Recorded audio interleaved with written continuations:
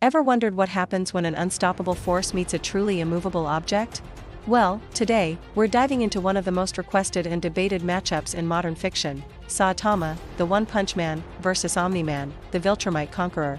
This isn't just a battle of strength, it's a clash of ideologies, universes, and what it truly means to be overwhelmingly powerful.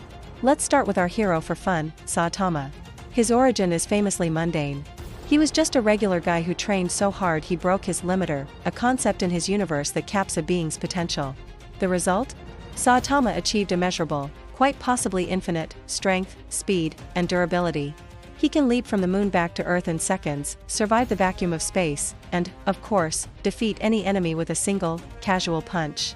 His punches don't just hit hard, they can part clouds on a global scale and negate planet-destroying energy beams. The biggest challenge for Saitama isn't his opponents, it's his own boredom and the existential crisis that comes with being unbeatable. He's so powerful that nothing excites him anymore. His serious punches, which we've only seen a handful of times, operate on a level that seemingly defies physics itself. Now, let's turn our attention to Nolan Grayson, aka Omni-Man. Hailing from the planet Viltrum, Omni-Man is a member of a hyperviolent, warrior race dedicated to galactic conquest. Viltrumites are biological powerhouses. They possess incredible super strength, super speed, flight, a ridiculously potent healing factor, and the ability to survive in the harshest environments, including the vacuum of space. Omni-Man's feats are staggering. He's flown through the core of a planet, destroyed entire civilizations single-handedly, and withstood attacks that would vaporize lesser beings. His speed is fast enough to travel between star systems, and his strength allows him to level entire cities with minimal effort. Unlike Saitama, Omni-Man is a seasoned warrior with thousands of years of combat experience. He's ruthless, tactical, and has no moral qualms about using lethal force. He knows how to exploit weaknesses and will do whatever it takes to win. So, the stage is set. The fight begins. How would this go down? Initially, Omni-Man would likely underestimate Saitama. Seeing a bald guy in a cheap-looking hero costume, Nolan would probably try for a swift, brutal takedown, much like he did with the Guardians of the Globe.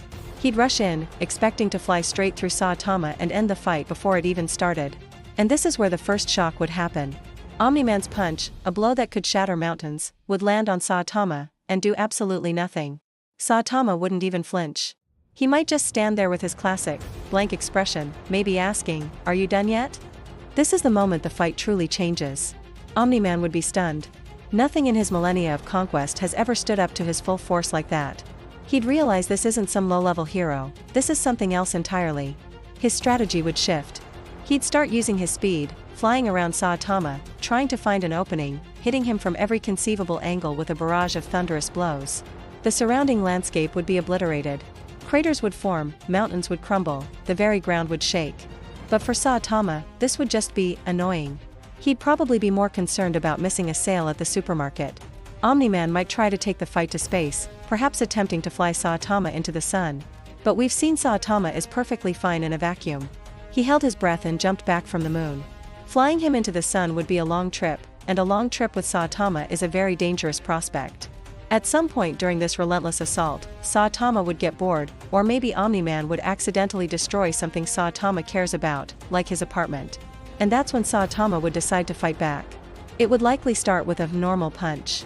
This punch alone would be unlike anything Omni-Man has ever experienced.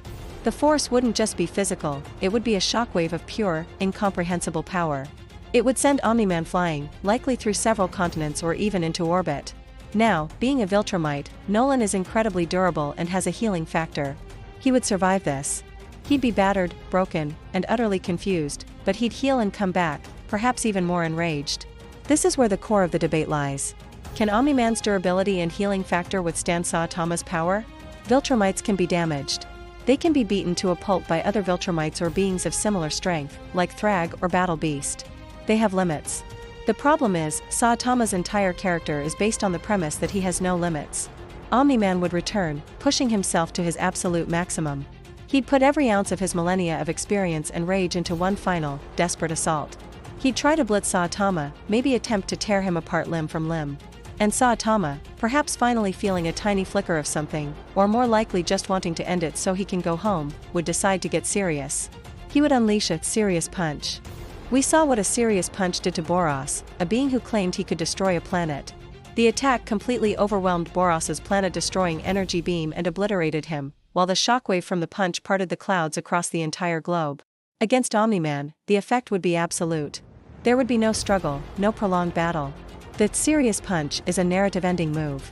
It's the punch that ends the story. The force would not just break Omni-Man's body, it would likely atomize him. His healing factor would be irrelevant. There would be nothing left to heal. So, while we all love Omni-Man for his complexity and sheer brutality, this matchup is a fundamental mismatch. Omni-Man exists in a world with defined, albeit incredibly high, power levels. Saitama is a gag character whose entire purpose is to satirize those power levels by having no ceiling whatsoever. He is the embodiment of enough. No matter how strong his opponent is, Saitama is always stronger. His power operates on a different axis. It's not about physics, it's about parody. The winner, without a shadow of a doubt, would be Saitama. The fight wouldn't be long, and it would end the moment Saitama decided he'd had enough. It's a testament not to Omni-Man's weakness, but to Saitama's ridiculously broken and beautifully simple concept. He is, and always will be, One Punch Man. What do you guys think? Is there any scenario where Omni-Man could pull off a win? Let me know your thoughts down in the comments. I'd love to hear your theories on this epic clash. Thanks for watching, and if you enjoyed this breakdown, make sure to hit that like button and subscribe for more hypothetical battles. See you in the next one.